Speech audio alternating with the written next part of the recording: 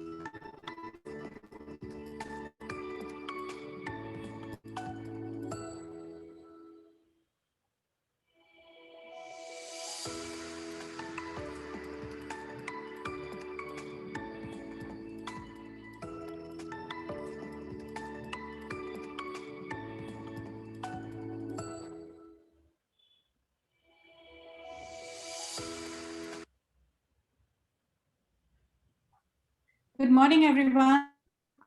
Thank you so much for joining in time. Just as we wait for a couple more people to join, I'm going to request Mayank, who's co-hosting this workshop with me and is probably the youngest boy in our room today, to share a link with you on the chat. We want to try and see where all people have joined in from, so we can begin to build a little space for ourselves for this workshop today. I would also request those of you who can manage to turn on their videos to please turn on the videos. It'll be nice to see some reactions and some faces in the morning. Man, could you share the link to the location? Yeah. For those of you who might not be very familiar with Zoom, at the bottom of the panel, you will see a chat window. If you just click onto it, there will be a link that will show up very soon. Just click onto that link and enter the location that you're coming from.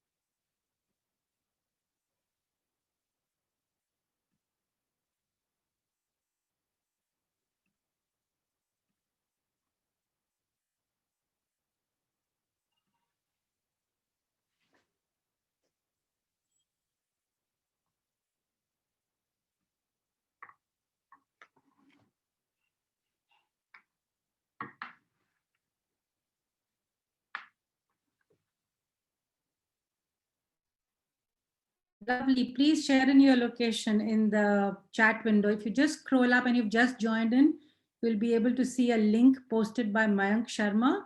Just click on that and enter the location that you're coming from.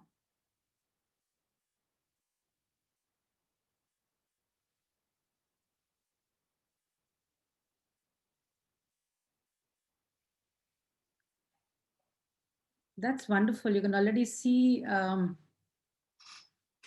a bunch of countries in the Asia Pacific region. I think everybody who's awake is kind of part of this workshop already. Let's give it another 30 seconds. There are still people coming in.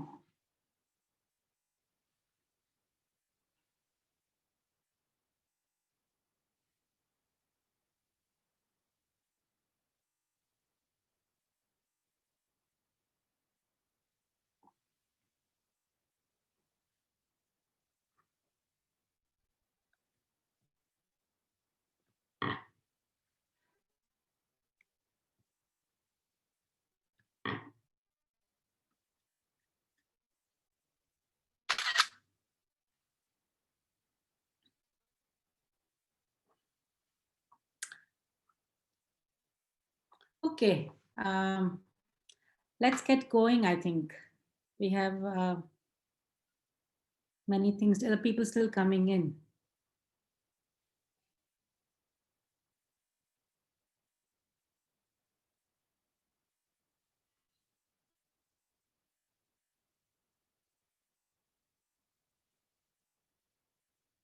That's it, Mank. Let's move on now. Thank you. So thank you everyone for sharing that information. Let's get going with the workshop. Man, can we get to the first slide? Yep. Just a second. Yeah.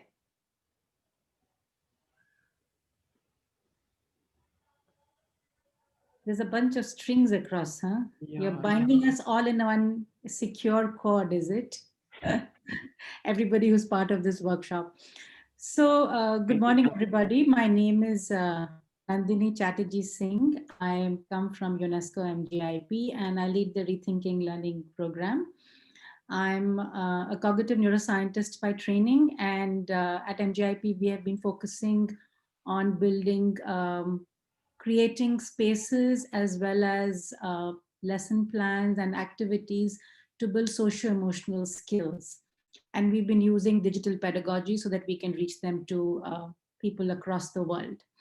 Along with me is my colleague Mayank Sharma, who is a young data analyst and who's very inspired by social and emotional learning and plays a big role in helping us analyze the data because we believe in evidence-based practices as well as learning.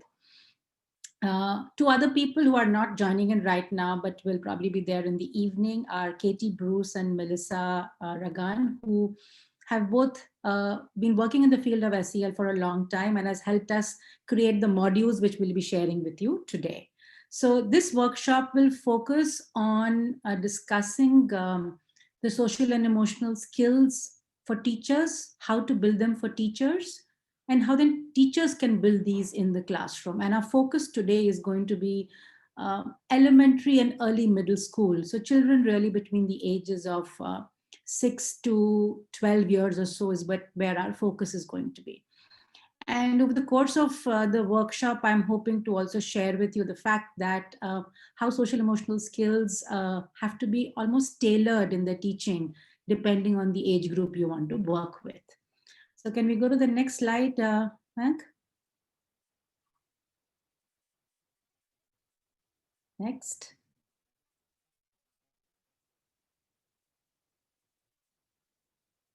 So these were the people I introduced you to. And let's go to the next slide. Okay. So just before we get going and to recognize the relevance of emotions in our lives and feelings in our lives and how much these actually impact our learning is something that we want to put at the heart of this workshop. And so be true to that. We want to start out by doing a little temperature check, and here we are using temperature to kind of reflect your current state of understanding of social and emotional skills. So what Mayank will do in a couple of seconds is to put up a Zoom poll, okay?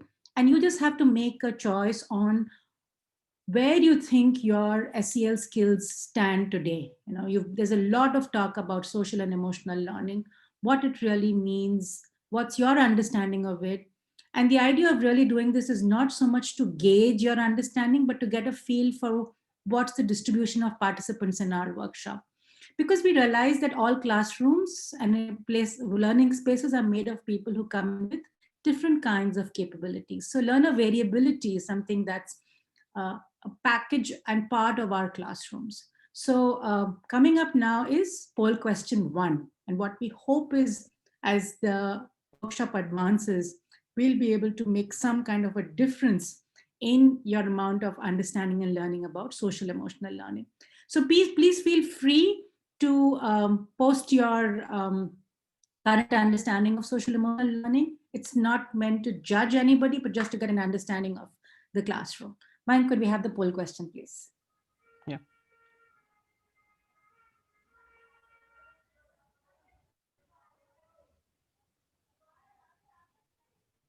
Yep, you must be able to see a poll on your screen. You can just select one of the 3 options.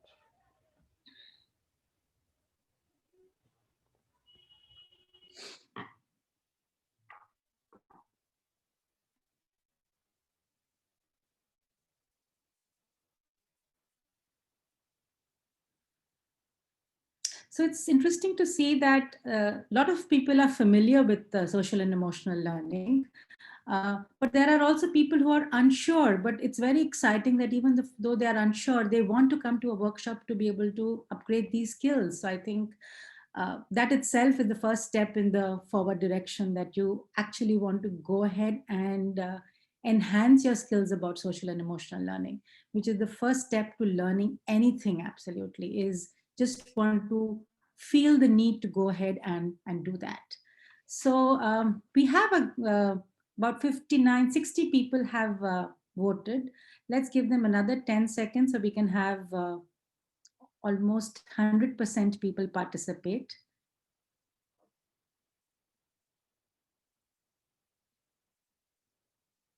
See, there are people still coming into the workshop.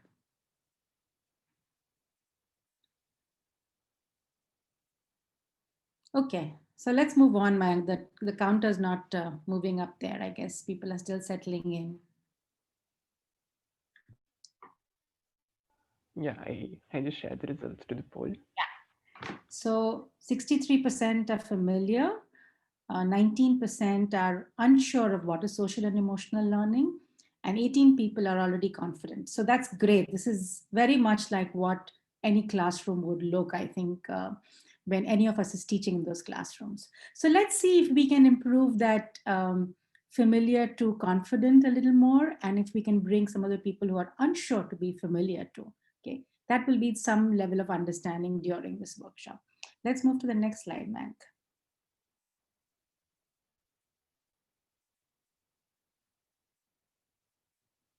So what are we hoping to do? Can you take away the poll? So what are we hoping to achieve in the workshop today? And is to provide an introduction to social and emotional learning. Spend a little bit of time discussing why teachers need social and emotional learning. We think this is very crucial to bringing social and emotional learning to the classroom. Okay, so we will spend a little bit of time discussing why teachers need social and emotional learning, and then introduce you to the course which is called SEL Primer. So I'm going to use SEL for social and emotional learning because it's a bit of a mouthful during the workshop. So there's a course that we've created on a platform which is MGIP's indigenous platform. It's called Framerspace. So I'll introduce you to the platform. I'll show you how this course looks like on Framerspace and how you can take it. Then we'll talk a little bit about how, having built SEL skills for yourself, what might be ways that you can actually conduct activities and do some of this learning in your classroom. Okay, so how can you build SEL skills for students? And then what might SEL's role be in cultivating global citizenship? So global citizenship is something that's very central to UNESCO's mandate, and especially part of MGIP's mandate, because we are seeking to build a peaceful and sustainable society. So that's SDG 4.7. And so social emotional learning is the bedrock on which global citizenship skills are based. So we'll talk about that link. I will show you again 4 modules which are on Framerspace to build SEL skills for children. And then at the end, we will share a few resources with you which you can use to help implement SEL in your classroom. So let's move to the next slide. And I think right at the outset, I'm sharing with you what is MGIP's take and what is the working definition that we use for social and emotional learning. Okay. So an important part of social and emotional learning is to be able to identify and navigate emotions. Okay. A second part, which is important for social and emotional learning, is to be mindful, to practice mindful engagement. Okay. So to be aware of oneself and to be in the now. Okay, that's important for social and emotional learning. And now, as we know through a ton of cognitive science and neuroscience research, is important for good mental health too. And finally, how to use this information so that we can contribute towards pro-social behavior. Okay. So pro-social behavior is a new term that was coined about 20 years ago by a scientist called Bateson, okay, and was coined as a response to antisocial behavior. So pro-social behavior is really behavior, kindness, compassion that we do towards all beings. And that's the crucial non-operative word. is that we do this not just for people we love and care for or for our friends, but for all human beings. And this is crucial to building a peaceful and sustainable planet. What we have found from the neurosciences also is that when you do something nice for somebody else, it actually activates reward pathways in your own brain too. Okay? So in that sense, we treat pro-social behavior as something which is like a double whammy. Not only you feel good, the other person feels good too because you've done something nice. Okay, so it could be something as simple as helping somebody with a heavy bag when they're walking across, or seeing an older person who's hesitant to cross the road, as something big as trying to make a big change in somebody else's life by reading to them. So all these are acts of kindness and compassion that we do in our everyday lives. But what's beautiful about this is over a period of time, this begins to build new networks in your brain. And these new networks of pro-social behavior actually make your life a lot more happier and rewarding. And these little acts of life can change your day. So when you do an act of kindness or when you receive an act of kindness, both of these play significant roles in our day, and we should not ignore them. In fact, we need to bring them in as actively as possible. So let's move on to the next slide. So because I'm a neuroscientist and I've been interested in understanding how the brain works and how this contributes towards social and emotional learning, we put together a little video. I recorded a short video to be able to share with you on what makes this so special and what's the scientific evidence underlying this. Okay, so there are different regions of the brain that are involved in social learning and emotional learning, which this video will display for you. And it will talk about an interesting new idea called mentalizing, which is the ability to recognize intent in other people. So let's listen to this video. I would request you to pay attention to this video because there's going to be a question after the video. So we'll know if you were listening in or not.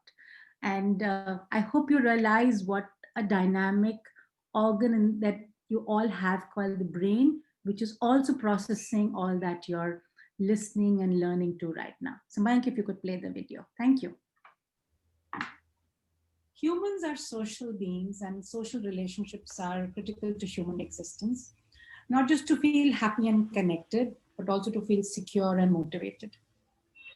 Recent advances from the neurosciences have confirmed the existence of a social network in the brain comprising of the amygdala, regions of the prefrontal cortex, the temporal cortex, and the cingulate cortex. Okay. The figure shows the amygdala, which is part of the limbic or the emotional system of the brain, which plays an important role in processing emotions. So the amygdala is sitting here. Okay. The intraparietal sulcus, okay, which is sitting here, okay, plays an important role. So does the temporoparietal junction in TPJ. The inferior frontal gyrus, which is sitting here, it's also known as Broca's area. The middle prefrontal cortex, which you see on the left over here in orange. And these are all part of the mirror neuron system of the brain. And the mirror neuron system of the brain is involved in mentalizing. That is understanding the intent of others. The anterior insula, which is indicated here in AI, this region, is important also for processing the emotions of others, be it happiness or pain or disgust, while the anterior cingulate cortex plays an important role in conflict management. And clearly all these processes that we use in relationship management and in life every day. Now, the existence of the mirror neuron system in humans arises from the observation that the same brain areas are activated when we observe another person performing the same action. And that's why they're called mirror neurons. So imagine you watch somebody eating a bar of chocolate or your favorite ice cream, and you begin to salivate. So you're watching somebody, but you can begin to feel your mouth water.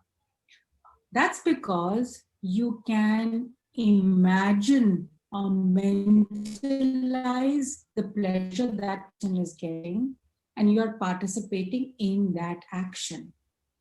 This ability of being able to mentalize is seen in primates and in humans. But it plays a very important role in humans because it allows us to also imagine the mental state of the person you are interacting with. And once you're able to understand the mental state of the person, you are able to make predictions about how that person is going to behave next. Okay? This ability to predict the mental state of the person on how he or she will behave next is critical to managing human relationships. So this plays an important role, and therefore the need to understand emotions. Okay? So you read these mental states because of the emotional states that we process. Okay?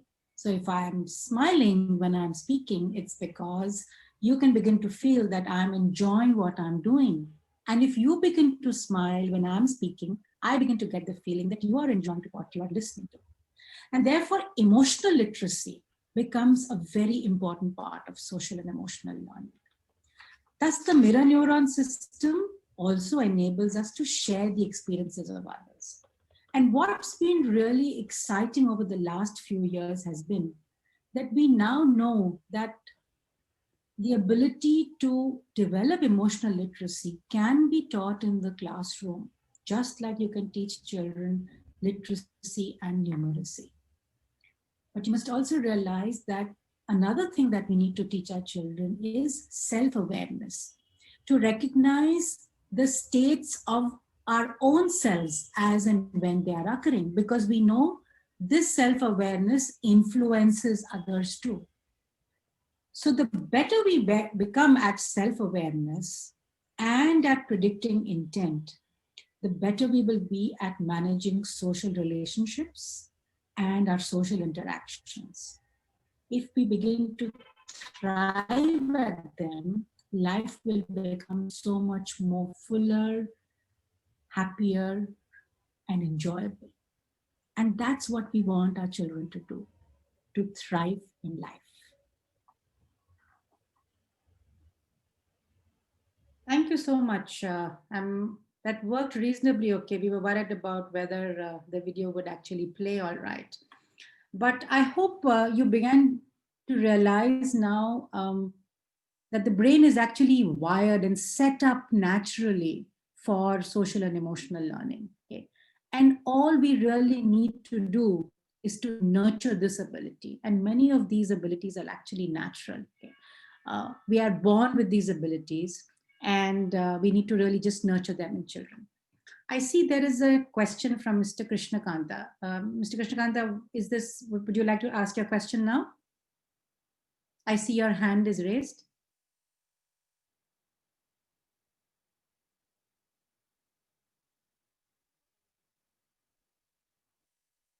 Maybe we can come back to your question later at the end of the workshop. We have kept some time aside for questions at the end. So having heard about the role that the human brain plays, you now realize that there is a biological basis to social and emotional learning.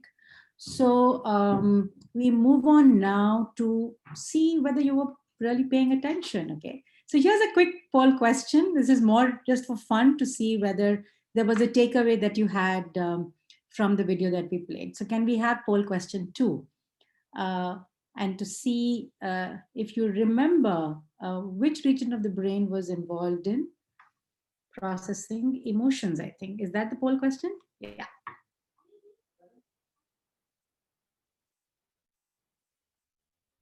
Oh, wow.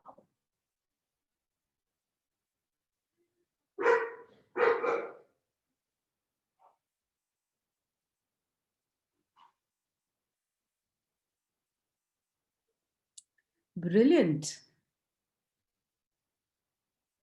I mean, this is a dream class sitting over here. Everybody paying full attention. Well, thank you so much, everybody, for responding so generously. And so we at least know you have one take home, that the amygdala plays an important role.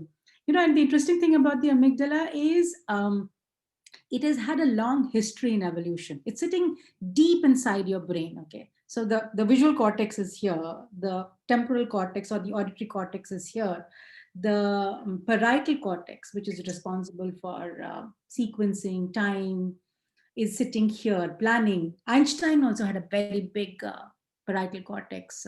It's also involved in number processing. But this is the frontal cortex, and a lot of this is what makes human beings very special. But the amygdala is actually connected physically, anatomically, to the decision-making cortex. So every decision that you make in your daily lives is influenced by emotion, some conscious, some unconscious.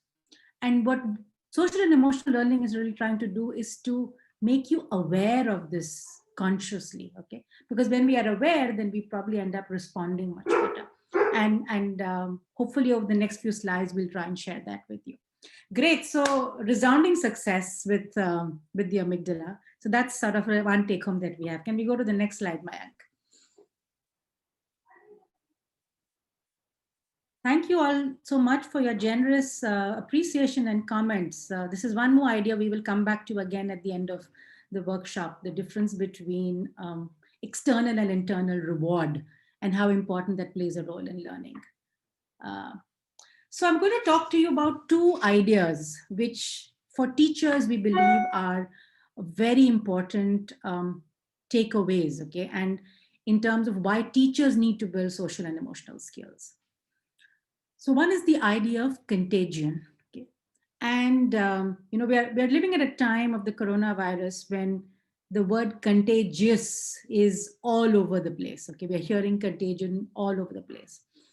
But contagion is also really a reflection and the basis on which we experience emotion. Okay? And so actions are often contagious. Okay?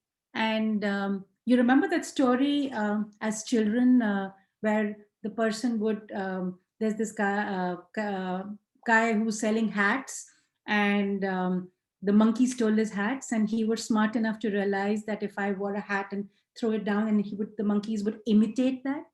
So imitation and contagion kind of go together. Okay? And so contagion is very infectious, and it's the way we communicate emotions. And so when you see somebody happy, you feel happy too.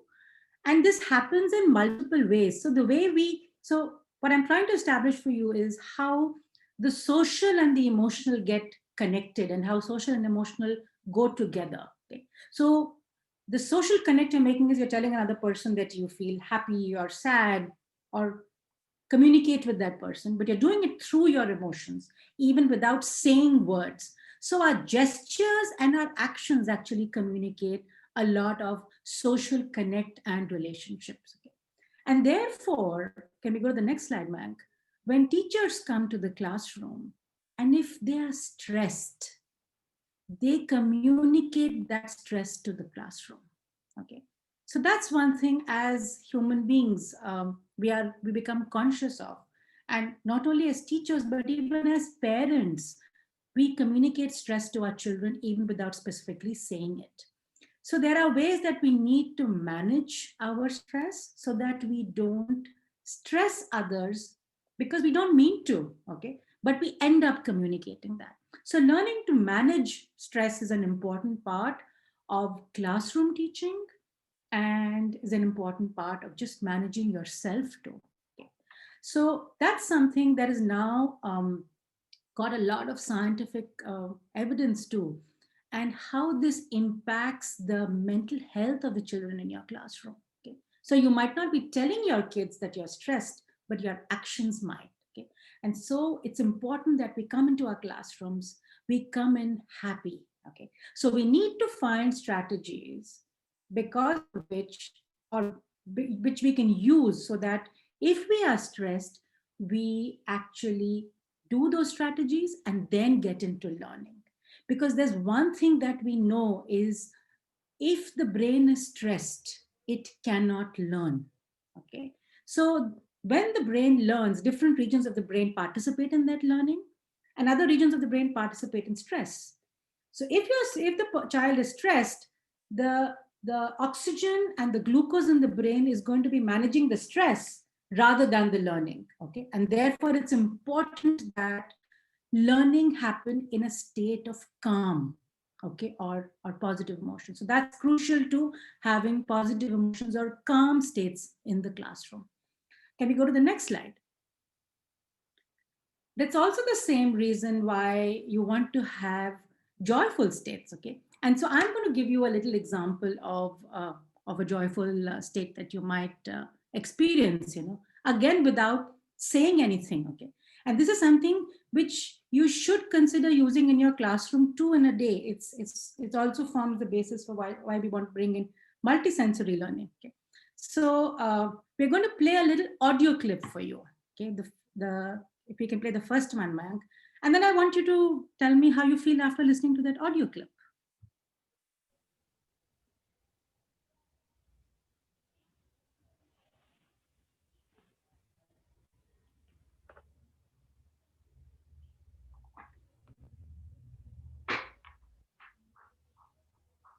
It's just going to take a minute to load, I think.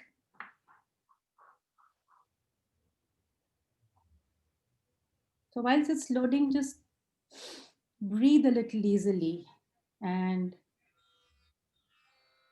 settle your nerves.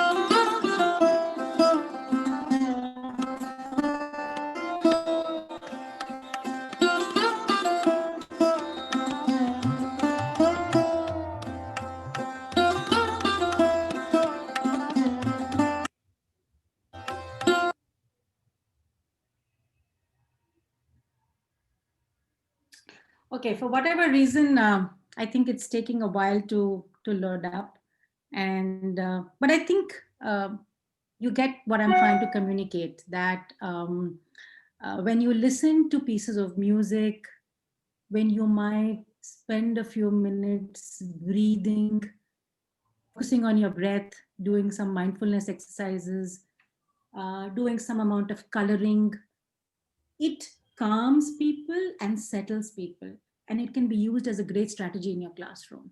So it might take away 3 minutes, and you might worry that this is going to affect what I wanted to teach in the classroom today. But I believe me when I tell you that it is better to spend those 2 or 3 minutes calming the classroom before you start teaching an important concept rather than worrying about those 3 minutes. But because you might go through your content, but you might not necessarily end up teaching the student what you want to. More importantly, the student might not learn what you want them to teach. So establishing a secure space in your classroom depends a lot on the teacher, but the teacher is invited to involve his or her students in building this atmosphere. Don't take it all upon yourself. So it's perfectly okay for you to come into classroom one day and say, today I've just had a difficult morning. I missed my bus. I've forgotten my tiffin box. Let's just sit down for 3 minutes and do some breathing. Or shall we do some coloring? Or would you like to listen to a piece of music and play it for 2 minutes? And that might be a great beginning to your classroom too. So thinking of some of these out of the box strategies to engage your classroom might feel trite to some of you, but I can assure you there is now enough evidence to support that this is important for learning in the classroom, whether you're studying in IIT, whether you're studying in MIT, or you're studying in Vikas Vidyalaya. It matters a lot to have a peaceful, calm classroom. Okay. Let's go to the next slide. So contagion and therefore having a happy, peaceful mental state is crucial for teachers who come into the classroom. They are much more in control of their emotions. The second is the idea of self-awareness. Okay, and I think all of us think that we are completely self-aware. Okay, I think when I embarked on this journey, I was like, I know, of course, everything about self-awareness. And who says I'm not self-aware? But it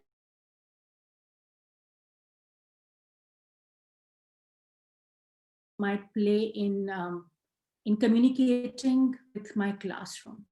So self-awareness requires knowledge of your actions, your feelings, your intent, your desires, and ultimately goes on to form a lot of your character.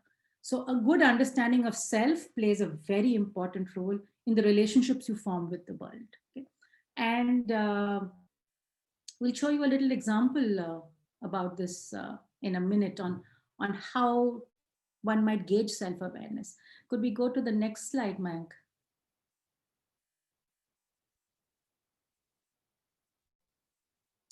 So one thing that before we discuss this slide is I want you to listen to a 20-second audio clip. And this is something that might happen in many of your homes and in your classrooms. The content may be a little different, but just listen to it. And let's hope this plays okay. What did you eat for lunch today? I didn't eat lunch. Why? I wasn't hungry and I was working, so I didn't eat lunch. But you know, food is important for you. If you don't eat food, you get irritable and then you begin to get upset with things. I know, but I was working. I don't understand what the issue is. I didn't But want to eat lunch, so I didn't eat lunch. You're supposed It's to take fine. care It's of really your not body. an issue. Supposed to take care of your body. It's really not an issue. Sakshi, we've gone over this a million times. Okay, fine. I'll go eat lunch. I'm going. It's fine. And please try and take care of yourself. Yeah. Okay. Fine. Okay. So it'd be great fun to see a show of hands on how many homes or classrooms this has happened in. Okay.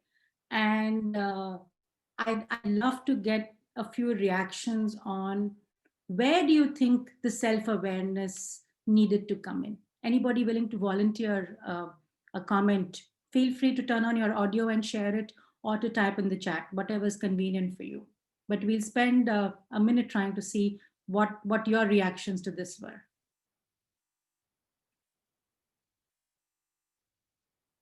Anybody? Yeah, it is all. Hi, good morning, everyone. Morning. Parampreet this side. What I felt is this is all about the unawareness of self-awareness, in fact, or self-reflection that we do to us, the harm we do to us without even being aware that, yes, we are harming ourselves. Very true, sir. So the point I really wanted to also make was, if the mother or the older person who was there in the conversation had realized how the volume of the voice went up, it was the volume or the intensity of the voice that went up that actually got a reaction going from the child too. Okay. And that's a lack of conscious awareness. Okay. If the volume had been kept down and we had spoken in a more normal voice, probably that would not have built up that much. But you can see how emotional state got affected in a matter of milliseconds. Okay? And by the end of the conversation, one person was clearly on the defensive. Okay? And this is something which as teachers we need to bring into play very consciously. Anybody else would like to share? Somebody said hello just now. Would you like to share? Hello. Okay, then we'll just move on. So self-awareness really builds by self-reflection. Okay, so as teachers, we can consciously engage in self-awareness on a regular basis.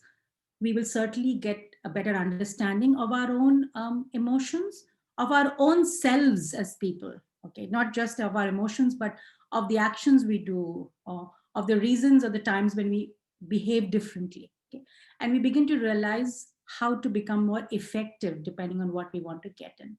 So developing self-awareness is a very conscious aspect and an important aspect of building good social and emotional learning skills. Helps us understand and respond to different situations and different people. And as somebody is very rightly pointing out also in the chat, is a very important part of building social emotional skills also is mindful listening. Okay, right now we were talking about self-reflection, but mindful listening is another skill that's going to come in as we talk about this. So now that we've discussed a little bit why teachers need social and emotional skills, let me quickly take you to the course on Frame a Space, because clearly we won't be able to discuss all of these skills. But what we want to tell you is how to be able to build these skills and what are the processes you can go through to be able to do this and what resources you might use. So just before we do that, uh, just to get you to reflect a little bit at this point in time, here's the next question that we want you to think about.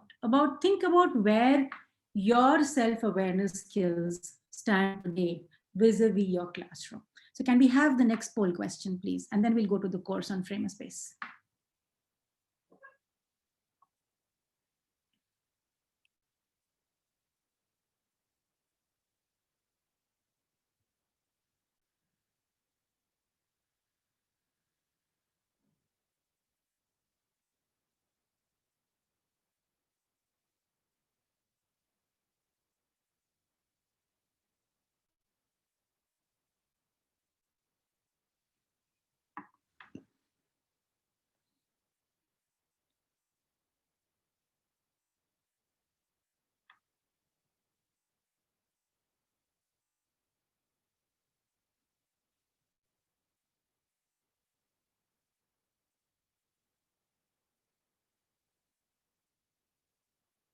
Over these past few months, as we have used more of the digital medium, I have begun to have a lot of value for the anonymity which digital medium can sometimes bring in. I think it allows me at times to be more honest about things which I would probably be a little hesitant about to declare if I was in an open workshop. But I think it's very valuable understanding uh, of people that even if they are willing to admit to themselves what their own learning and understanding is, I think that's a step forward. So in that sense, this whole medium of doing workshops and communicating has been quite revealing. Okay. So I'm very impressed that there are people in the audience who are willing to admit that they might right now be reflecting more on themselves and their actions than those of students. Okay. And maybe over a period of time, you might want to go back after this workshop and think about some of the things that happened in your classroom, and that might give you a different understanding of the whole situation. So self-awareness is key to also developing good social and emotional learning skills. So I will now share my screen and typically take you to Frame a Space to tell you how you can develop more of these skills and how we've organized the courses. So let me quickly share screen.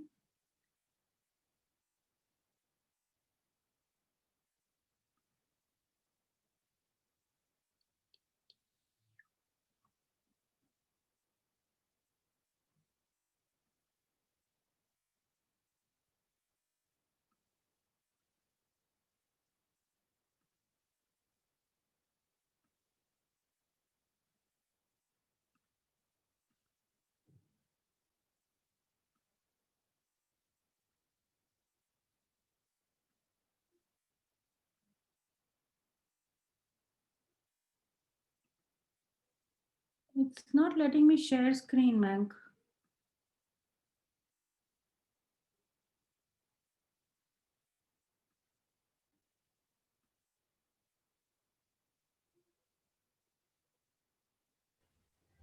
Should I share it? Go ahead and share. I don't know why it's not letting me share for some reason.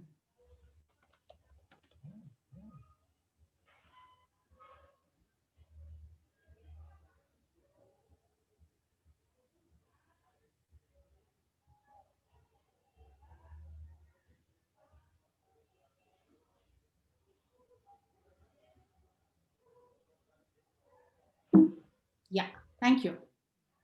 So can you all see my screen? So that's what the platform looks like. It's called www.framerspace.com. And this is how the platform looks, okay? So if you click, can we just stay on the platform first, Mac? the homepage. We don't go to courses yet. Let's just show people how to get to courses. Yeah. So this is what the platform looks like. And if you click on view public courses, you can actually go in and see all the courses. So first, I'm going to quickly take you to view public courses. And here are all the courses that you see on Framerspace. So the first is a course on Florence, which is actually a very interesting way to teach social emotional learning to older kids, between 15 and 18 years. So we use games to teach social and emotional learning to really older kids, where a very interesting commercial game is played by the student. And then we link social and emotional learning to specific things that have happened in the game. Okay, so we use the game as a narrative to interest the student in social and emotional learning and discuss important issues. And that's how we talk about emotions that are activated by playing a game. What did we learn? How could we learn about migration? How could we learn about civic responsibility? Various actions through a game. After that, you can see this course on SEL Primer for Teachers, which is the course I'm going to talk about now. And then we'll come back after once we've discussed this, to a course on GC Primer, which is Global Citizenship for Teachers, to teach elementary school students social and emotional learning. So if you come up now again, Meg. So what makes Framerspace quite unique is the fact that you can not only take courses on Framerspace, you can also create courses on Framerspace. So as teachers, you can come and create courses on Framerspace. It's completely free and it's an extremely interactive platform, which you will realize once you're actually doing the course. So Mayank will very quickly show you how to sign up on Framerspace. The other thing which makes Framerspace is very, very unique is it's GDPR compliant. So it does not ask you for any personalized information. We don't get your name. We don't get your email address. Instead, what you will see very soon, and Mayank, if you could sign up, the system will assign a name to you. Okay. So here we ask you, you can put in any age you like over here. Okay. And you can put in a password and you log in. And the system will assign a name to you. That name is what you have to really hold on to. Okay. Otherwise, you'll have to keep creating names every time you forget that. So this name and password is something that you keep in a safe place. Only you know it. Okay. We don't know who this is. So let's see, whatever. So it assigns the name here, Binding Puffin Brown Marie Jean. Okay. So I don't know who Binding Puffin Brown Marie Jean is. It could be any of you. But all I know is Binding Puffin Brown Marie Jean is doing the course on SEL Primer. So your identity is completely protected, but your learning from the course is something as part of research we can analyze. Okay, so you're contributing towards building collective intelligence and understanding how people learn, how patterns of learning happen, but I don't know who that learning is coming from. Okay, so that's what makes this this special. So now, having this ID, I'm going to request Mayank to log out and log in with this ID, which is what you will do when you start taking the course, and then walk you through the modules.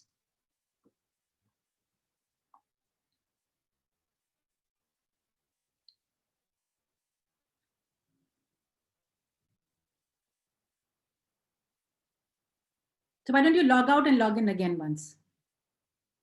So first you signed up, now you're going to log in. So this was the ID that was allotted to me and the password. Binding Puffin Brown Marie Jean is what you're going to log in with. You had put in a password. Yeah. And now you log in. So why do you want to log in? You want to log in so that you can actually participate in the course. Okay. So the course requires you to do different activities. It's not a passive course. It's an interactive course. Okay. So can we come to the course, Mag?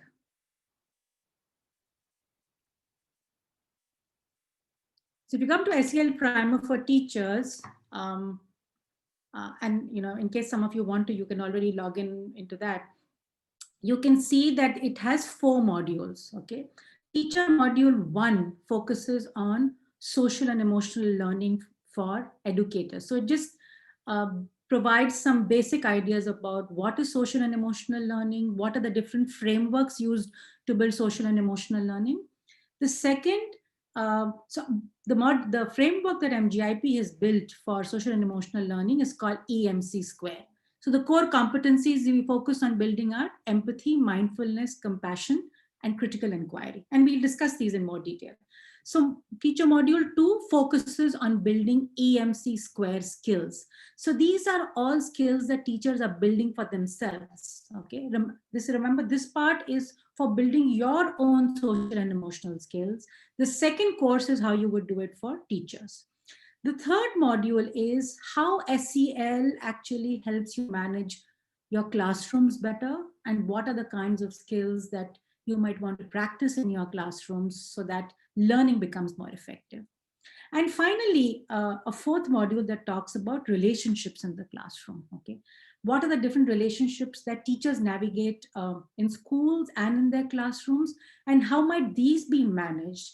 And in particular, how might this be managed to address a difficult question that many of us encounter these days, and that is that one of bullying. Okay. So all these 4 aspects will be discussed in teacher module 4.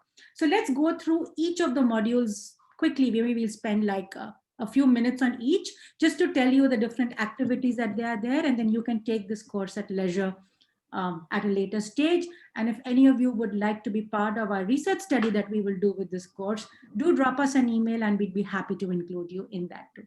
So can we go to module 1?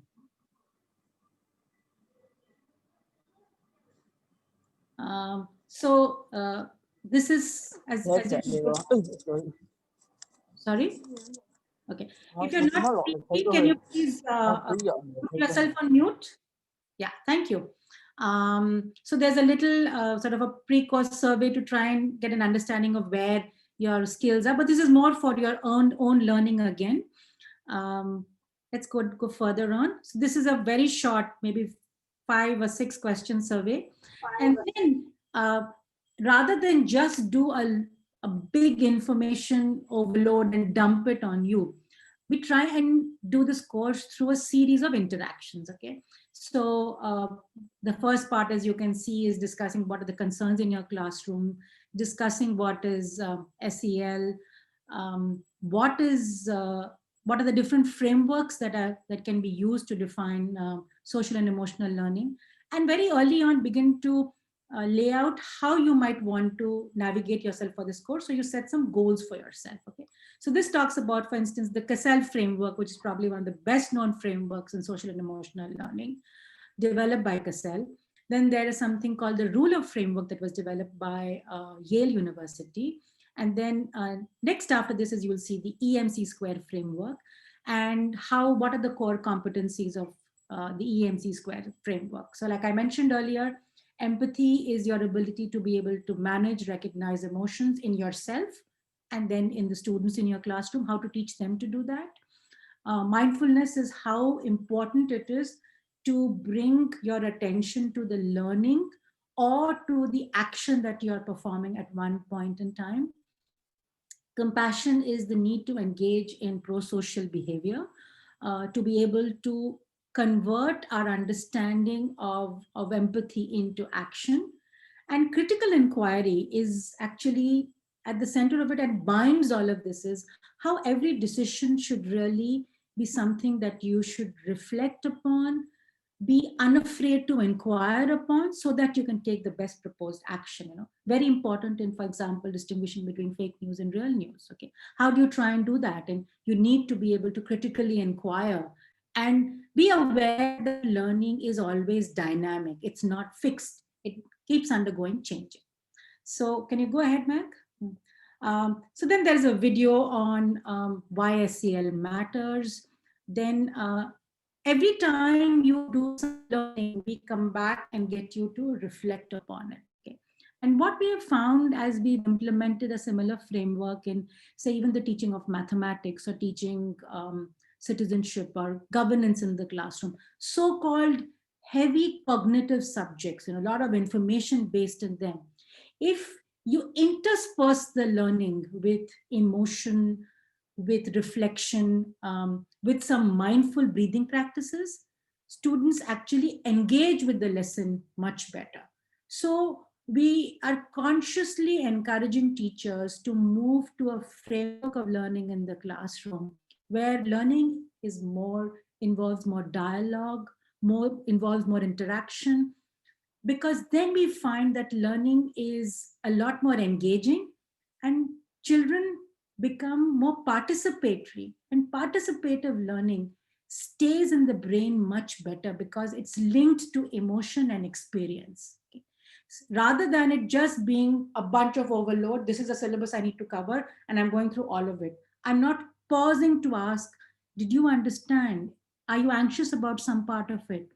Does this seem like a difficult concept? Maybe I can reflect a little bit. Maybe I can understand what you understood from this. Things like this. So bringing in the participation in the classroom in multiple ways, not only through probably asking questions, but sometimes even writing. And that's something during the pandemic time, you would have realized that a lot of shy kids in your class might have started to now participate in the classroom because they are afraid, they might have not been so involved in this.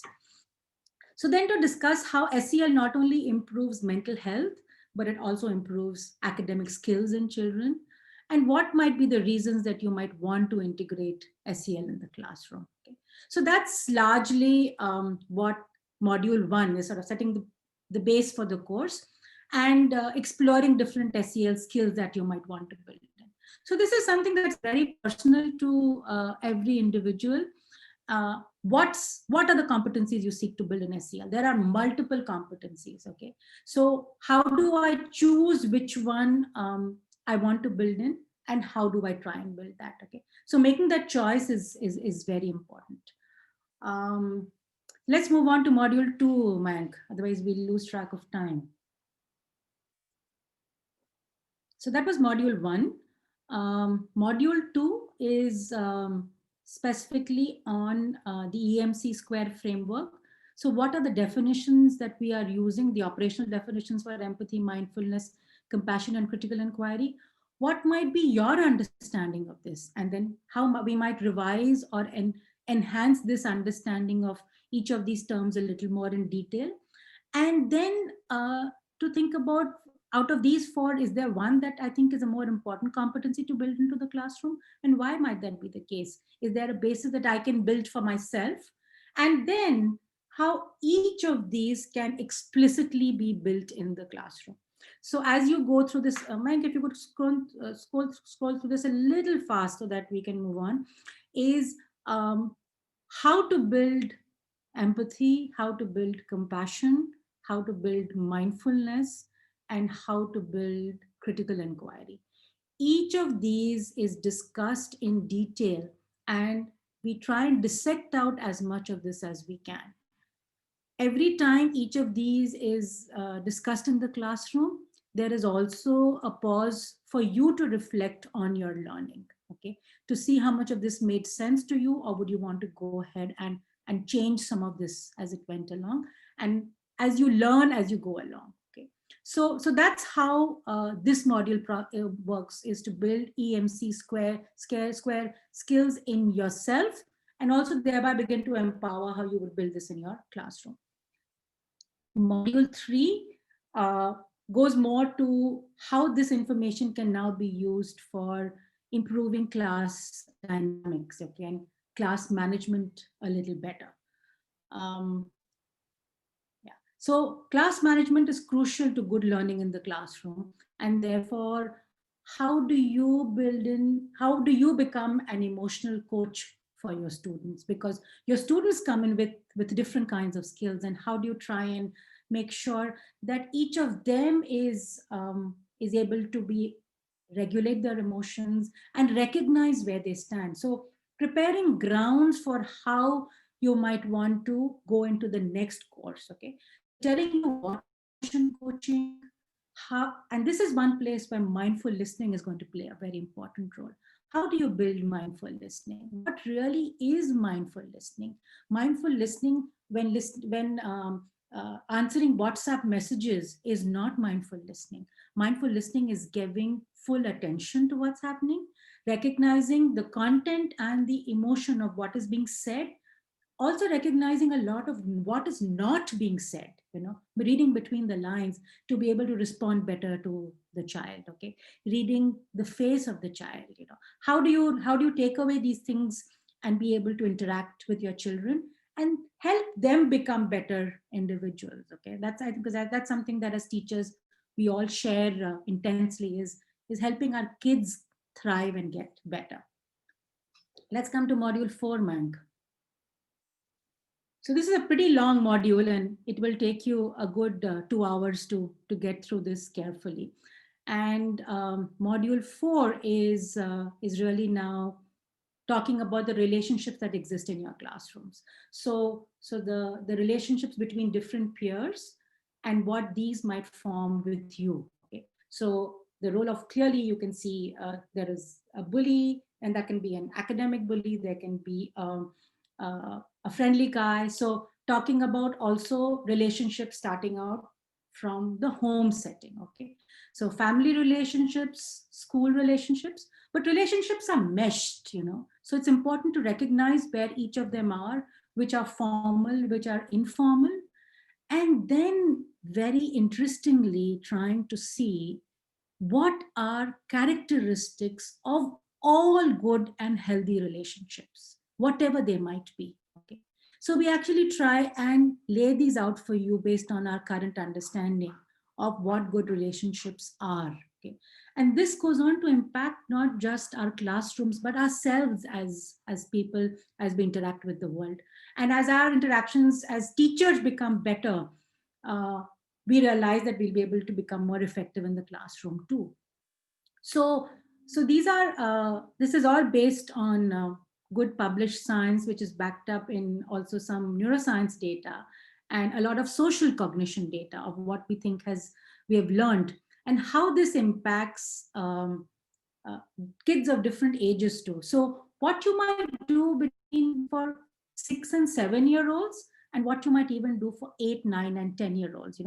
This varies as you go along, and therefore the language that you speak begins to change as you work with kids who are slightly younger and older, and begins to form the core of how we absolutely need to practice what we preach. Okay, so therefore a lot of social and emotional learning, in fact all of social and emotional learning, has to begin from the teacher. Okay. A crucial aspect when you are doing such things in your classroom is to try and make sure that parents are able to consolidate this messaging at home too. Because if children get varying messages, that becomes very conflicting to them. Okay? So there is even within this course, a sample of a letter that you might send to a parent to tell them that you are doing social and emotional learning in the classroom. And could they also reinforce some of these ideas at home? And finally, one aspect of this module talks about how we might want to make this systemic.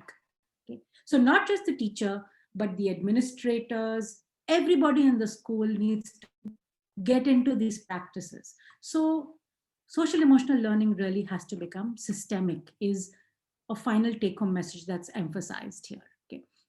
So our hope is that you will be able to use all of these, and as you participate in the course, as you put in your responses, reflect upon them, a lot of that self-learning will also begin to happen. Okay. And therefore we also look forward to feedback on the course, as you take this, if you can come back to us and tell us what you think we could improve about the course, we'd be very happy to do that. Okay. So it's roughly a course that takes something between 12 to 14 hours for you to do. There are people who've done it in 8 hours too. We've just done some samples, but we look forward to a bigger engagement. And if at some point in time you think this would be effective for your entire school to do it, let us know and we can do a similar workshop for the school so that all the teachers can come onto the same page and then can take the course. So let's come back to the main slides that we were looking at. And just before we break, I'm going to pause a little bit and again want you to reflect a little bit and say, if you can tell us in the link that Mayank will post for you in the chat, which was your or which is your favorite EMC square competency. Okay, so again, we're looking at empathy, mindfulness, compassion, and critical inquiry. Okay, just which one is your favorite competency that you would want to build for yourself?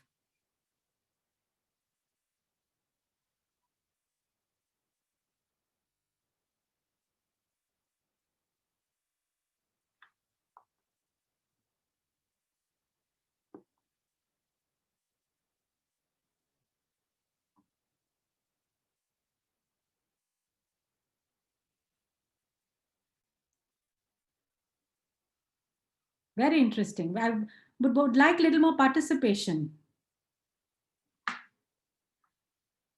Feel free to let yourself go a little bit. We have only 38 responses so far.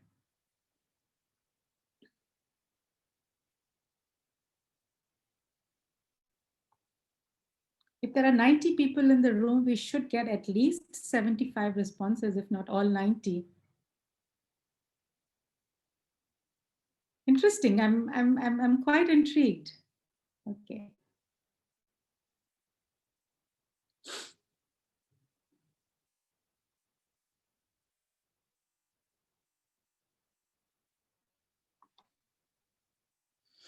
Okay, wonderful. Thank you so much, people, for telling us. Looks like mindfulness seems to be, sort of really forging ahead. Well, there's lots of mindfulness in those courses, so I'm hoping you will be able to benefit from that. At this point, then, I just want to take a very short break, maybe for 2 or 3 minutes for you to, if you want to visit the restroom, drink a glass of water, just stretch yourself, go and say hello to a member of the family, check on the doorbell, whatever. Just take a short break and come back.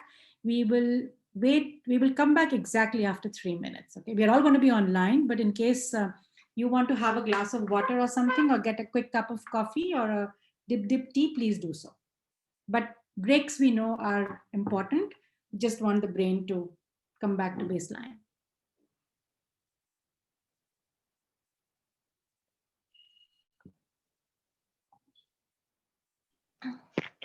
Hi, Nandini. I had a query. Yeah. You can answer that after 3 minutes when the break is over. I wanted to know a bit more about the critical inquiry. I guess I'm not clear on that. Okay, so the critical inquiry is discussed in detail in the course, but after we come back, I'll certainly spend a few minutes talking about it. Yeah, thank you. Sure.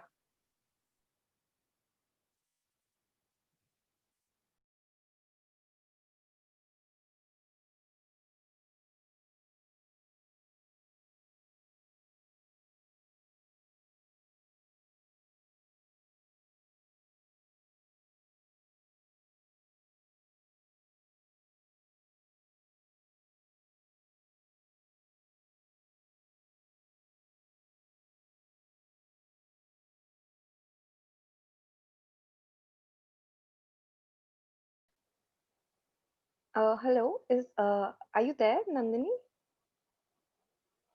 I'm there.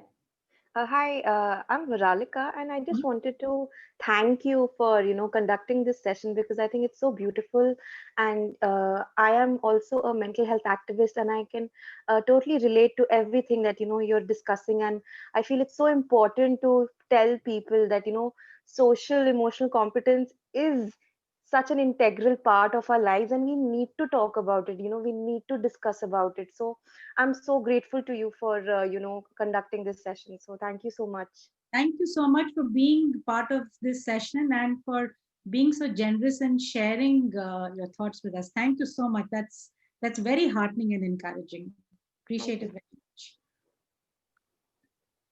much. 2 more hands raised. Hello. Yes. Nandini ma'am. जी बोलिए. This is KK Malik from Kolkata. How are you? I'm very well, thank you. আপনি কেমন Wha- আছেন? আমি খুব ভালো আছি। আমি আমার মাকেও বলছিলাম, মা পুজো দিচ্ছেন তো মানে এখানে অনেকেই তো আদার ল্যাঙ্গুয়েজে আছে, কিন্তু আপনার কাছ থেকে বাংলা শুনে আমি ভীষণ ভীষণ মানে গর্বিত হচ্ছি। তো ma'am, basically I M A sports correspondent and social changes film maker. More than 20 to 30 international film festival already recognize my social film. The film Very duration may be under 14 minutes. And recently, my movie, all the movie related to society and children. হুম, হ্যাঁ, তো ভীষণ ভাবে আমি চেষ্টা করছি internationally, মানে আমার short film without a single Penney from anyone, মানে আমি কোনো স্পন্সরশিপ নিয়ে কোনো ছবি করিনি। আমার thank ছোট্ট you. ছোট্ট বিষয়ে ছবিগুলো স্বচ্ছ ভারত প্রকল্পে, গভর্নমেন্ট অফ ইন্ডিয়া মোদিজির যে প্রকল্প, সেখানেও আমার ছবি গেছে, সেখান থেকে অ্যাকনোলেজড হয়েছি। রিসেন্টলি 6th অফ ডিসেম্বর আমার ছবি কমপ্লিট হয়েছে দেখানো জেরুজালেম ইন্টারন্যাশনাল ফিল্ম ফেস্টিভ্যালসে। আমি একটু বাংলা এই কারণে বলছি, আপনি বাংলা বললেন বলে। True. I so হ্যাঁ the ma'am, I wanted to kindly make, I touched your emotional chord, and that's why you responded in an emotional chord. That's the point I was trying to make. But I think what you're conveying is very important to everybody. So, maybe saying that in English. I can continue 2 minutes or 1 minute. Please, can I request you to finish in 20 seconds because there's 20 another seconds. question. তো ma'am, মানে personally আমি একটু আপনাকে mail করতাম, তো সেইটা Please do. মেলটা যদি আপনি আমাকে মেল করেন, তাহলে আমি ফিউচারে কিছু কমিউনিকেশন নিয়ে Please আপনার talk in সঙ্গে। English. Please talk in English. Can you send your email, then I can write some what I want to do and what my dreams like that, regarding making some films or impact through my creativity. Absolutely. Then on the workshop slide, you will get the email there. Thank you so much. I think there was another question from somebody else which went away. But thank you so much, Mr. Malik. We look forward to hearing from you. খুব ভালো থাকবেন। Thank you. Bye-bye. Bye.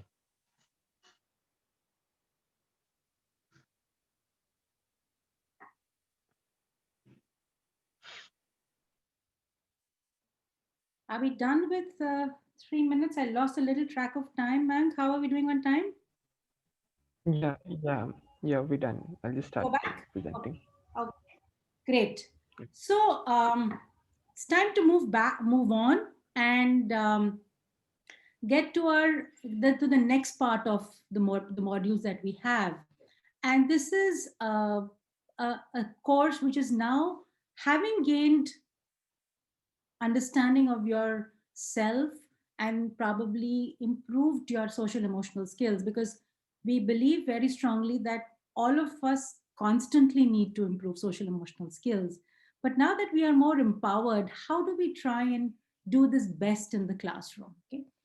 And how does this really relate to global citizenship?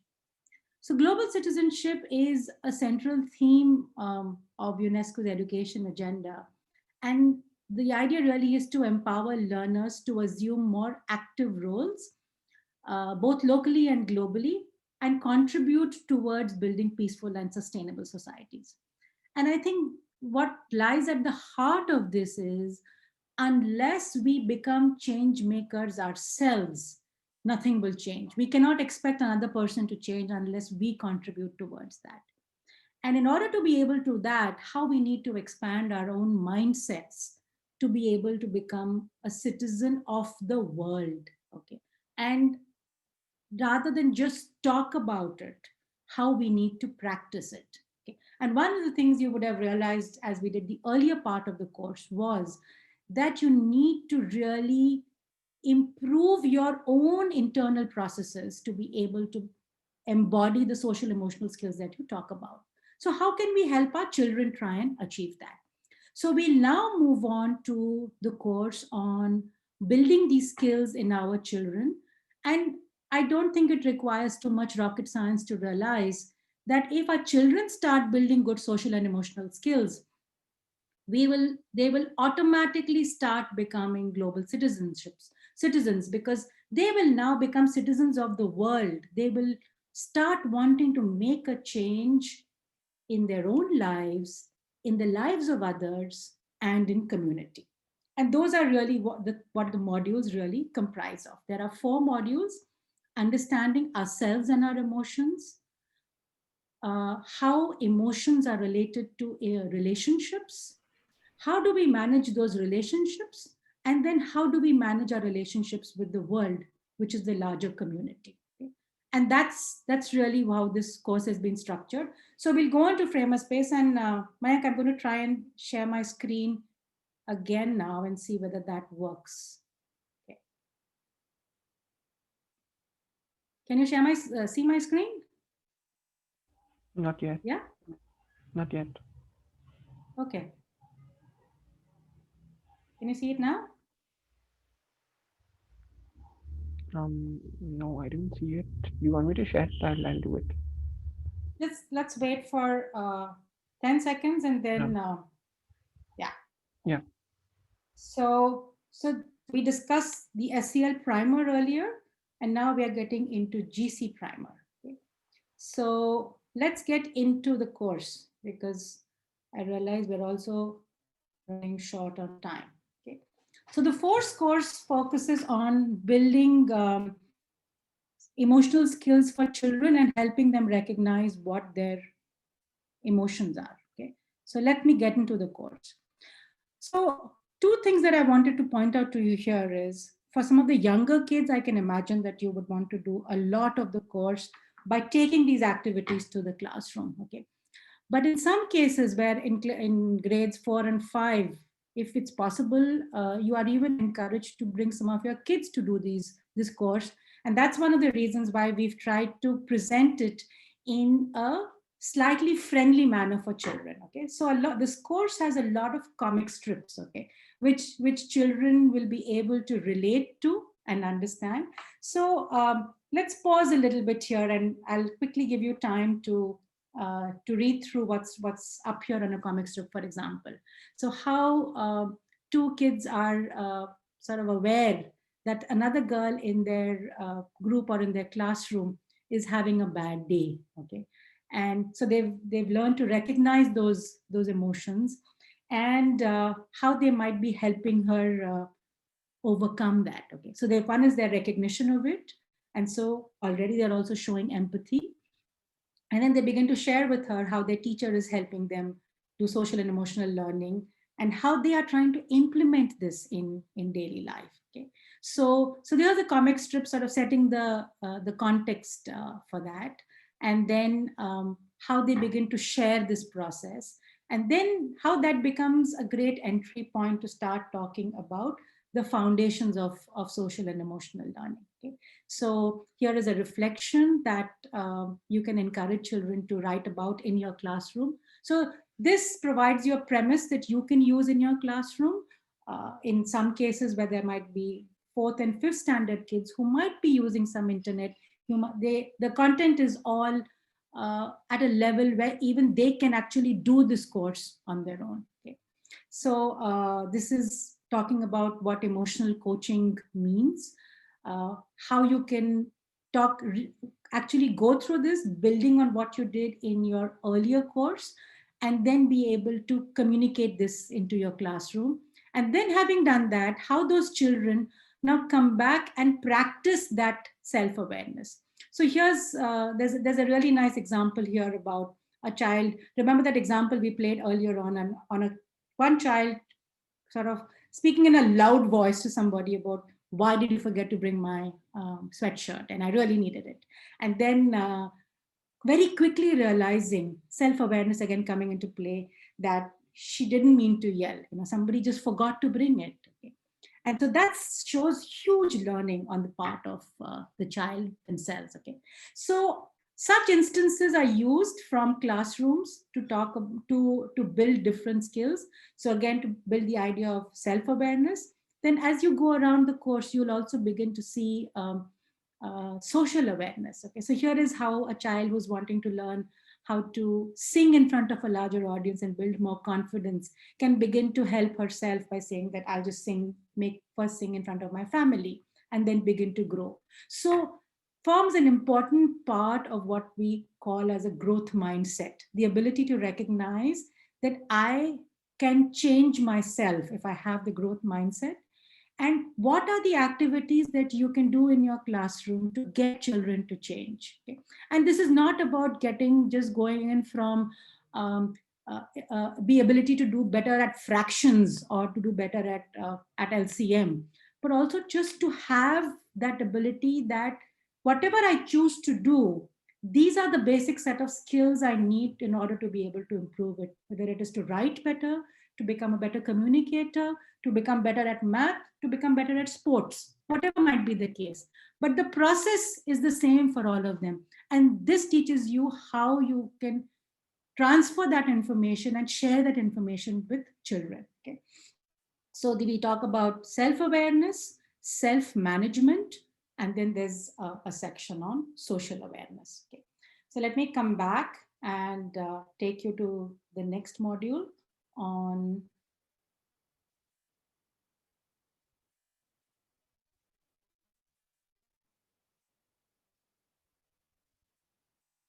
relationships and emotions.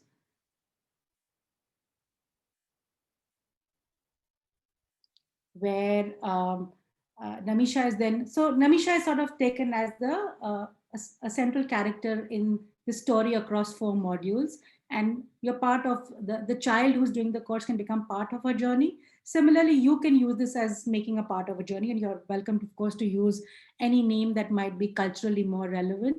So to talk about the different kinds of relationships that exist in our lives, to be able to allocate different set of expectations and different set of ideas that go into different relationships, so the difference between an acquaintance, between a friendship, between a formal relationship and informal relationship, and how do children navigate these? How is the relationship you might have with the child you meet in the school bus versus the bus driver versus what you have in the classroom? So you make children aware of these relationships, how they need to set boundaries for some of them, and how they need to navigate each of these relationships. And again, like we had done in the course on teachers, where what are the basics of a good, healthy relationship are again laid out for children. So what does a healthy relationship look like, and what can you do to keep it healthy? Okay. That's equally important. Forming one is not enough, but being able to nurture it is equally important. So you go through videos, you go through reflections, you go through small activities that you can do in the classroom. And some of these videos actually have those activities that you can do in a live classroom, or even whilst doing online teaching that you're doing right now. So some of these can be found, and these are kids talking about what those healthy relationships are. So that's the second module that talks about how children might build these relationships. Then the third is, like I mentioned, how do you manage these relationships? Forming a relationship is only the first step. And then again, building on the idea that we talked about in the earlier module, how you expanded a little further to now add some more relationships that you might see in life. How again you might navigate this as you see them in your home. So you can gradually see that the child's understanding of managing emotions and relationships is going beyond the self. So the first was focusing on the self, then it goes into the classroom. The different relationships that you see in the classroom, some of them that you see in the hallway because you're part of a larger school. Okay? So how older kids might behave differently from you, and you might be seeing some of that in your classroom too. How do you even work with these older kids? How do you manage relationships within a team? Okay, because you might come from different classrooms. So you gradually begin to expand the notion of the relationship as you encounter it in life. Okay, and go back and forth to go back to see again what are the 5 or the tenets of good relationships that we had talked about earlier. Okay? So that's what this module talks about in detail, and how to nurture good relationships. And like we did in the EMC Square module, to discuss strategies on navigating these, when your emotions are riled up, when you have a grudge against somebody, how do you manage that and actually overcome it to be able to continue. You cannot be best friends with everybody, but you need to be able to see the points of view of everybody and learn to live with them. Okay, that becomes a crucial part and something that's learned in this module. Okay, coming back to the last module is where we'll talk about the relationship with the world. Okay, and this is where we begin to build the citizenship to some extent. Okay, where you make the child aware that the child is a part of a larger community, and learning to be a contributor to this larger community is an equally important duty of a child and as part of a larger ecosystem. Okay, so that talks about just a minute, this is just loading up, but this will talk about how this relationship with the community gets built.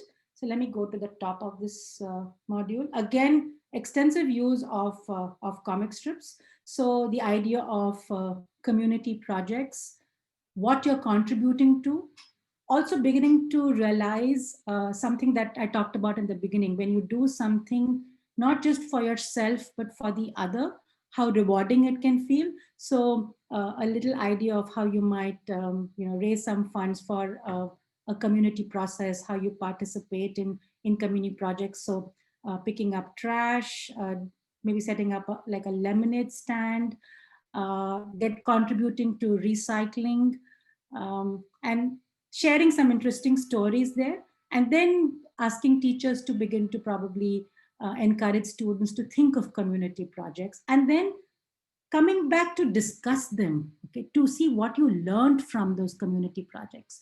That's an important part of this whole exercise too. So sharing these stories and then encouraging children to come up with their own stories, and then coming back to realize how being part of a larger community helped your own growth mindset. Okay, so that's where this begins to place the child as a global citizen of the world and makes him or her in charge of making a difference in the world, not just expecting someone else to be always doing that. So a crucial aspect that we focus on over here, and something I want to draw your attention to, is appreciating diversity. Okay? Because diversity brings different perspectives.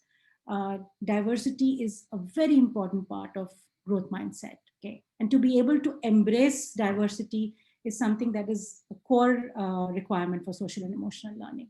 So that's something where the teacher is also empowered how to talk about diversity in the classroom, and how people come with different mindsets, and thereby help them probably navigate issues like migration that they might be seeing a consequence of in their classroom. The classroom is now no longer a homogeneous set, but has people from all over the world part of it. And how do children learn to manage that graciously and actually begin to enjoy it and grow in that process? Okay? So that's where the 4 courses are. Again, there are assessments built throughout the course, and there is a pre and a post that you can also do. So 4 modules for teachers, 4 modules for teachers on the resources they can use to build these skills in their children. And these are laid out for different age groups. Can we come back to the main presentation, Mayank? So in the last few minutes, I realize we are dangerously close to finishing up time.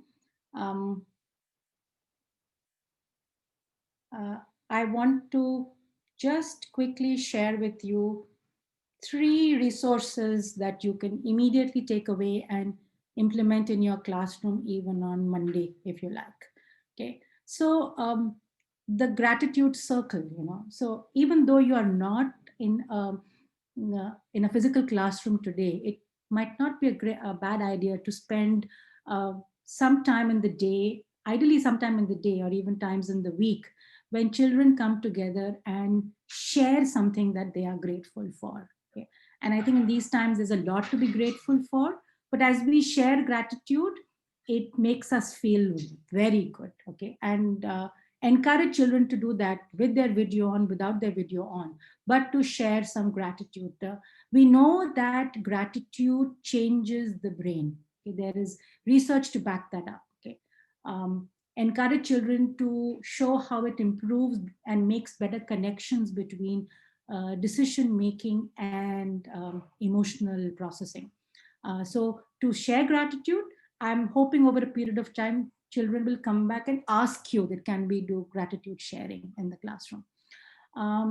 Second is to probably consciously engage in mindfulness practice. And I think there is no time like the present to get into this when kids are spending so much time online, not only in these in digital times, but in classroom times too. If you can implement this, is consciously pause your daily lesson, and you can decide what are the best times to do this, is when the entire class gets into a mindfulness practice.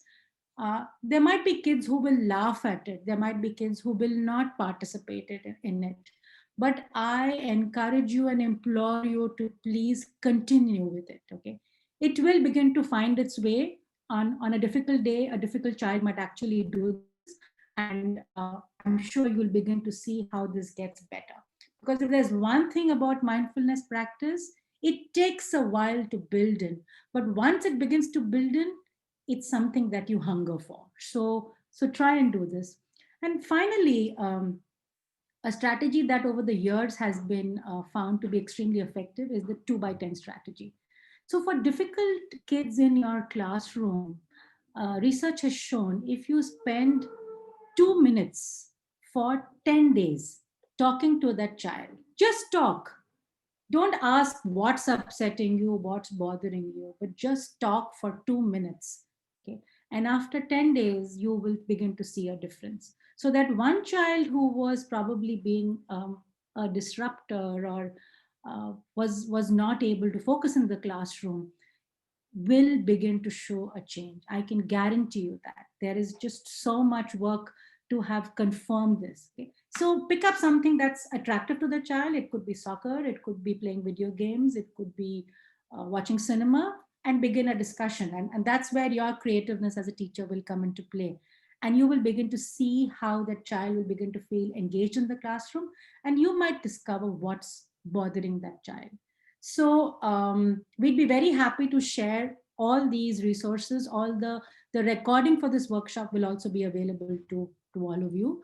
So please use these and come back to participate in more of our research as we do this too. So let's move on to the last few slides. We have a blog at MGIP, which is really meant a lot for teachers and educators. And what we would want is for you to begin to contribute towards this blog, to not only to read it, but also to be able to write for it. We really want your voices. And even if you want to write this with a child, we would love that. So if you find that a child is really benefited from this, from the intervention that you make, please come forth and write to us.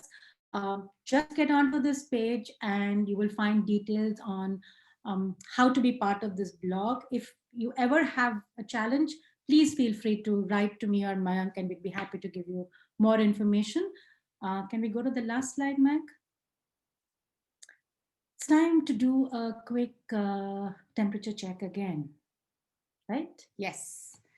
So you might recall at the beginning, we started out about how you felt about SEL, and we'd like to see whether some of that helped at all. So Mayank will put up a question again, and we'd be very happy if you would respond whether some of that unsurety has resulted in some improvement in familiarity. We hope this has been useful for you and the resources begin to change a little bit. At least the unsure has gone down a little bit. I like the way the confident has gone up a little bit. Excellent. Brilliant. Thank you so much. Maybe we'll spend a few minutes taking a few questions if you have any, and or also share with you a feedback form where you can tell us what you would want more in this course too. What do you think is going to be more valuable for you, and what we can begin to build further. So I'm happy to take questions now. Wow, 67% feel confident. Brilliant. Lovely. Yes, I can see 2 hands are raised.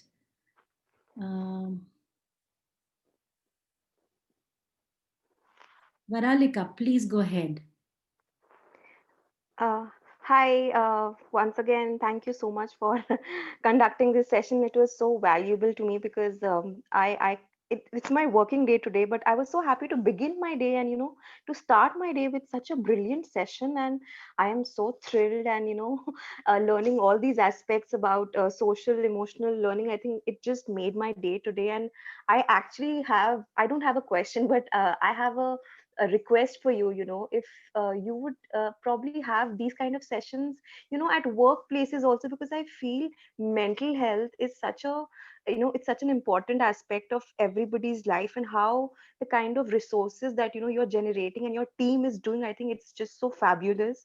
And also another request that I have is that I have a mental health initiative, and I would love to have you for a conversation, and to discuss about these things and to spread awareness, because I think this is a very closed group, like, how people are gaining knowledge through you and through all these ideas, that UNESCO is conducting. But I just feel that this needs to go beyond this. So I just hope that, you're able to do that. And yeah, thank you once again.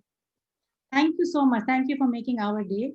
And we will certainly be doing more workshops. We propose to do 2 workshops a month starting January. And absolutely, we look forward to connecting more with you. I just realized I had missed answering Deepti's question about critical inquiry. Okay. And so I will just take a quick minute and a half if possible to respond to that, and then move on to the next set of questions. I think it was somebody who asked about, and I think it was Deepti, if I remember right, on Yeah, it was me. On understand the concept of critical inquiry. So critical inquiry really builds the idea of trying to question what you know or what you are being told. How do you ensure that the decision that you might have come to might have a logical and rational basis to it, if it's a decision that you're looking at? And if you're looking at information, how do I ascertain the validity of this information? Okay. And in this day and age where there is a lot of information that is going around, are there ways that I can confirm this information? Okay. So those are 2 really strong ideas that we want to encourage and enhance through critical inquiry. Okay. How do I make sure that I've looked at larger perspectives? How do I make sure that the definition of migration that I'm looking at, of identity that I'm looking at, is rich enough to encompass all the different notions of identity that might be there? And identity today has become a very big factor. From when I was a child to where I am today, I have now assumed various forms of identity. And therefore, what are the different forms of identity that you have? And therefore, as children or even as learners together, how can we improve this description or definition of identity? So you welcome the multiple viewpoints on an idea or a concept, and then maybe come up with your own definition of what is identity. How do you promote such an idea into the classroom? How do you probably stop taking anything at face value, but determine for yourself whether this is to be believed or not, as some information being provided to you? That's what the skill of critical inquiry is trying to build in children. And we do this for science, we do this for mathematics, we do this for civics, we do this for geography, we do this for physics, all of it. Because the ability to think rationally and to come up with a logical flow is crucial to develop our skills of good argumentative thinking, as well as becoming good citizens, because it's going to be important to how we respond with the world and what are the causes that we stand up for. So information is largely available through Google these days, but inquiry and learning from it and building on it is something that a teacher needs to facilitate in the classroom rather than just teach in the classroom, because kids are full of questions. We need to not only encourage that, but to also show them how they can build on it, not just ask questions for the sake of them, but to build it towards an argument. That's something that critical inquiry strongly seeks to do. And it's connected with a specific network in the brain, you know. So all the skills, the EMC square skills, all work on building very specific networks in your brain. And that's where they really arise from. So I hope that answers your question to some extent. Thank you. And Thank you so much. can I go to Kritika next then? Yeah, hello. So this is an amazing initiative and workshop. So I just have a question on whether we would have to certify ourselves as SEL, practitioners before conducting classes. Is there any protocol? So what we have put together right now is a course which you can take. The certification process is something that we are still sort of refining. But you can actually, whatever content is there, you can go ahead and use in your classroom very freely. Okay, if you can just remain true to the content as much as possible, you know, that's something that is crucial to this course. But we are still coming up with what might be the best way to certify. You know, this is really to thine own self be true kind of right now. If you feel confident about practicing many of these skills and bringing them to your classroom, I think you should go ahead and do that. Thank you so much. Thank you. Is that it? Yeah, I'd like to ask a question. Sure, I'm sorry, I can't see your hand. Go ahead. This is Omema. Yes. First of all, thank you for the session. It was really beautiful. And indeed, somebody earlier shared that it was such a beautiful start to the day. I have been feeling the same since joining the session. Thank you. I am also interested in integrating art-based education and SEL together. Would there be any readings or any first steps that you could suggest where I could begin this from? Sure. So if I heard you right, you said art education, right? Yes. Okay. So I'm going to actually invite you to take another course that we have on the Framerspace platform. It's called GREE. Okay. So it's a course. So GREE is actually a game-based course. It's about a young girl who is recovering from loss. Okay, she's grieving. Okay, and that course, that game has two outlets. Okay, one is an art appreciation course where because it's a completely visual game, there are no semantics used at all through the game. How visual art can be used to convey so much information, how it can also lead to building social and emotional skills. And then there is another arm of the course which teaches a person how to cope with grief.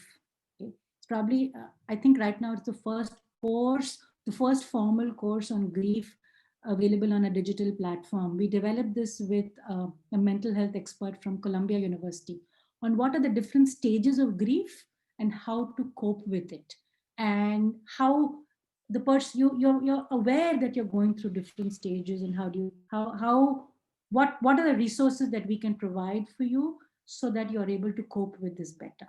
But the art appreciation arm, I think, would be of great interest to you and something that you could potentially use in your classroom. It's on the Framerspace homepage. And I think it goes live today in the afternoon. Anurati is doing a workshop towards it also. But let us know, and I'd be happy to connect you to her so you can be part of the workshop for game-based courses, which we will also start in January. Okay. Thank you. Okay, thanks. So I guess we should Are there any more hands, Mank?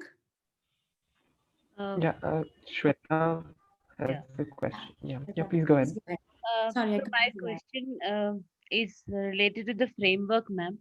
Yeah. So, like we have Cassell, we have a ruler approach. Of course, Mark Brackett, I've been reading about his work on permission to feel and things like that. And we do have something adapted to our school. So I just would like to take your insight on, is it a good way to start with a framework first? As an independent contributor, though my school has a framework of our own. Like we Yeah. have a vision of learner profile attributes and a human framework. So where dharmas and everything, we have our own philosophy we abide by. Hmm. So what would you like to recommend if independently I really want to contribute to this field? So I think very broadly, this is as an organization, your school needs to decide what are the competencies you want to build. Okay, because every framework emphasizes certain competencies, Yeah. and it helps guide the structure of the social emotional learning skills you want to emphasize in your classroom. All frameworks have their plus points and their minus points. I largely see plus points in all of them because they all end up by improving the skills of the individual, and as a consequence, I'm sure will go on to impact humanity. But what becomes crucial is how much you emphasize what. Okay, and that's where a framework becomes important. What do you want to emphasize at which point in time?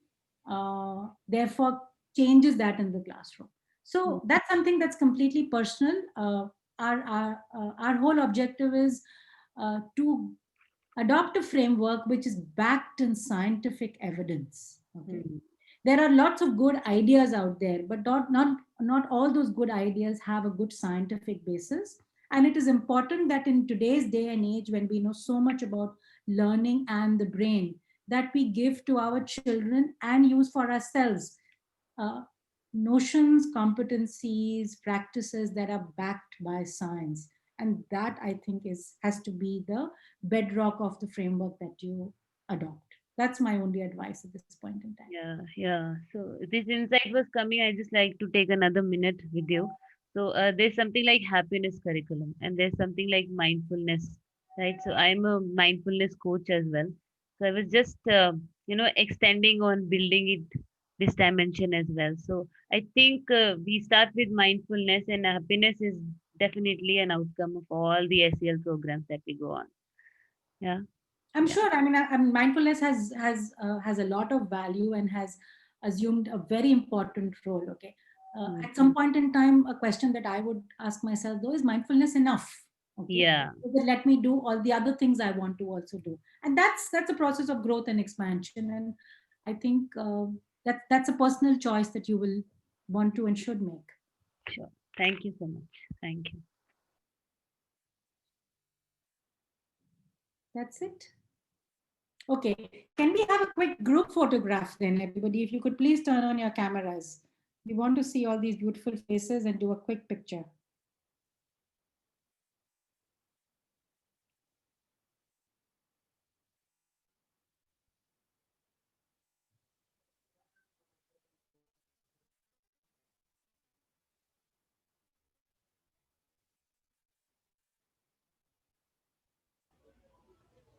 Okay, Mayank, we'll wait for your cue.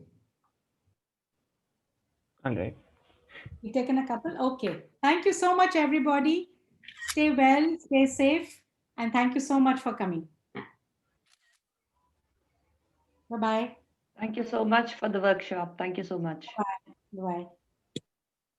Thank you so much. Thank you. Oh. Thank you, ma'am and Mayank sir. Thank you, everybody. Thank you so much. Thank you.